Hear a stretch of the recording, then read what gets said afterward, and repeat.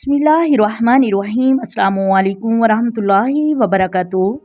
محترم ناظرین، قبروں پر فاتحہ کیسے پڑھیں؟ قبر پر فاتحہ پڑھنے کا بالکل آسان طریقہ آج میں آپ لوگوں کو بتانے چاہ رہی ہوں۔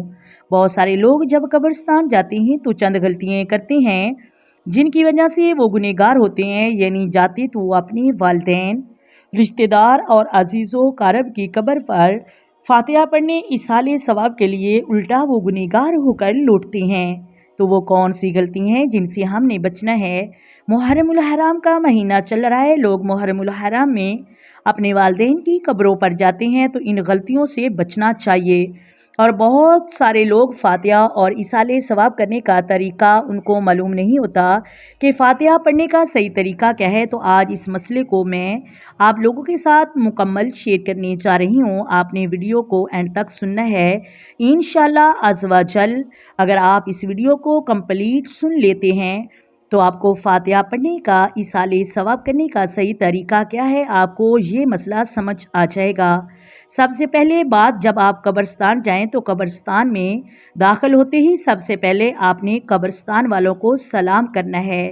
السلام علیکم یا اہل القبور۔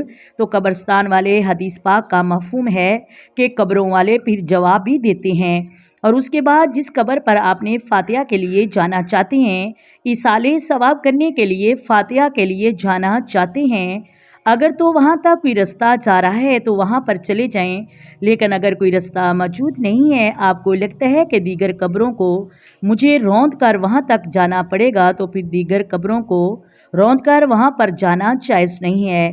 اس چیز سے آپ نے بچنا ہے۔ پھر آپ قبرستان کے کنارے باہر ہی کھڑے ہو کر ہی آپ نے ایصال ثواب کریں۔ ان مرحومین کے لیے جو بھی آپ کے رشتہ دار، عزیز و اقارب موجود ہوں، ان کو ایصال ثواب کریں، لیکن قبروں کو روند کر وہاں جانا جائز نہیں ہے، بالکل اس چیز کو منع کیا گیا ہے۔ قبرستان میں جب آپ جائیں تو قبرستان کا احترام جو ہے وہ واجب ہے۔ رسول اللہ صلی اللہ علیہ وآلہ وسلم، صحیح حدیث ہے کہ نبی کریم صلی اللہ علیہ وآلہ وسلم نے ارشاد فرمایا، اگر میں ننگے پاؤں انگاروں پر چلوں یا ننگے پاؤں تلوار پر چلوں یا پھر آگ کا جوتا پہنوں، یہ مجھے اس سے زیادہ پسند ہے کہ میں کسی مسلمان کی قبر پر پاؤں رکھوں، یعنی اتنی سختی سے منع ہے کسی مسلمان کی قبر پر پاؤں رکھنا، وہاں پر چڑھنا اور بیٹھنا اور قبروں کو روندتے ہوئے وہاں تک جانا، یہ بالکل جائز نہیں ہے۔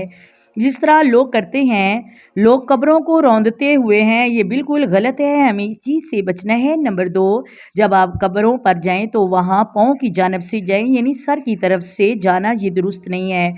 پاؤں کی طرف جائیں، اور قبرستان میں جس قبر پر آپ نے فاتحہ پڑھنے کے لیے کھڑے ہونا ہے تو آپ اس طریقے سے کھڑے ہوں کہ آپ کا رخ قبر کی طرف ہو اور آپ کی پیٹھ قبلہ کی طرف ہو۔ یہ طریقہ ہے قبر پر کھڑے ہو کر فاتحہ پڑھنے کا۔ اب فاتحہ پڑھنے کا صحیح طریقہ کیا ہے؟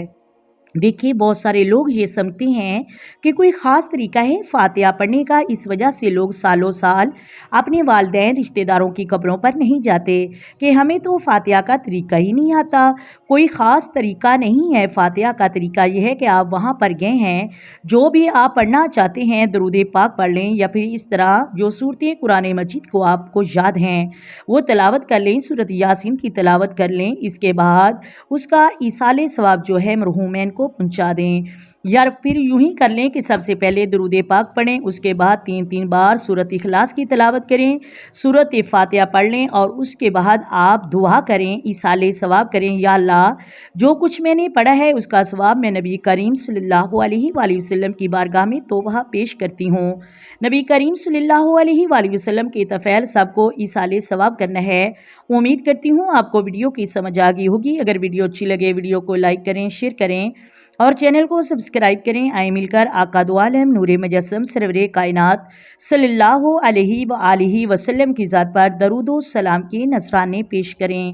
الصلاۃ والسلام علیک یا سیدی یا رسول اللہ، الصلاۃ والسلام علیک یا سیدی یا حبیب اللہ، الصلاۃ والسلام علیک یا سیدی یا نبی اللہ، وعلی آلک وصحبک یا سیدی یا محمد رسول اللہ۔ محترم ناظرین، اپنی دعاؤں میں یاد رکھیں۔ اللہ حافظ۔